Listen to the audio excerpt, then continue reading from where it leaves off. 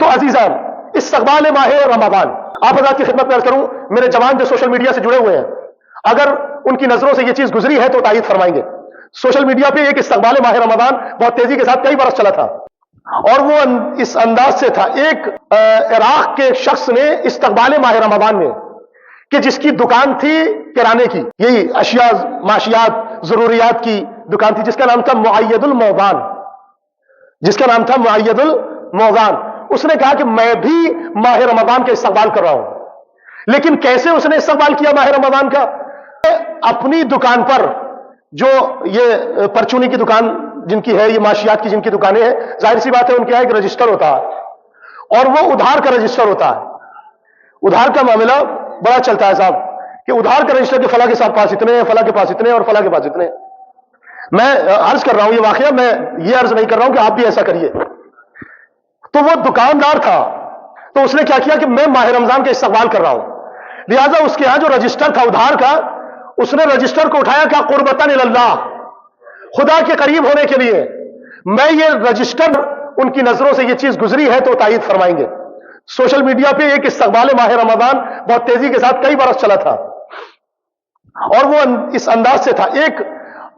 عراق کے شخص نے استقبال ماہ رمضان میں،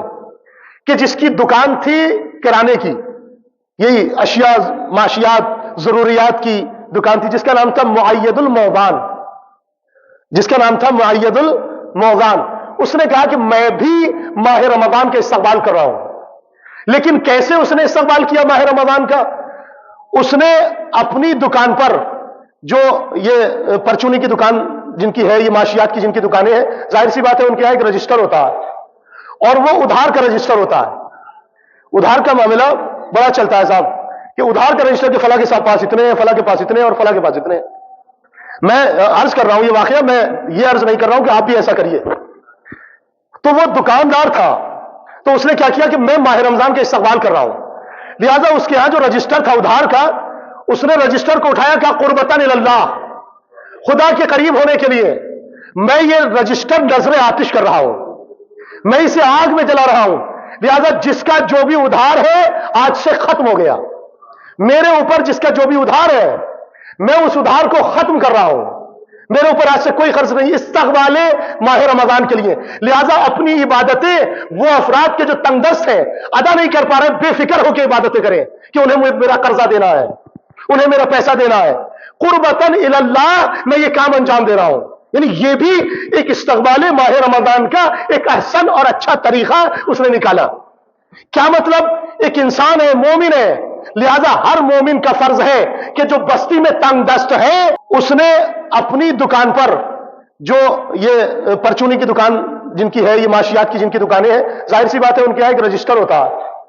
اور وہ ادھار کا رجسٹر ہوتا ہے۔ ادھار کا معاملہ بڑا چلتا ہے صاحب، کہ ادھار کا رجسٹر کہ فلاں کے صاحب پاس اتنے ہیں، فلاں کے پاس اتنے ہیں، اور فلاں کے پاس اتنے ہیں۔ میں عرض کر رہا ہوں یہ واقعہ، میں یہ عرض نہیں کر رہا ہوں کہ آپ بھی ایسا کریے۔ تو وہ دکاندار تھا، تو اس نے کیا کیا کہ میں ماہ رمضان کا استقبال کر رہا ہوں، لہذا اس کے ہاں جو رجسٹر تھا ادھار کا، اس نے رجسٹر کو اٹھایا، کیا قربتاً اللہ، خدا کے قریب ہونے کے لیے میں یہ رجسٹر نظر آتش کر رہا ہوں، میں اسے آگ میں جلا رہا ہوں، لہذا جس کا جو بھی ادھار ہے آج سے ختم ہو گیا، میرے اوپر جس کا جو بھی ادھار ہے میں اس ادھار کو ختم کر رہا ہوں،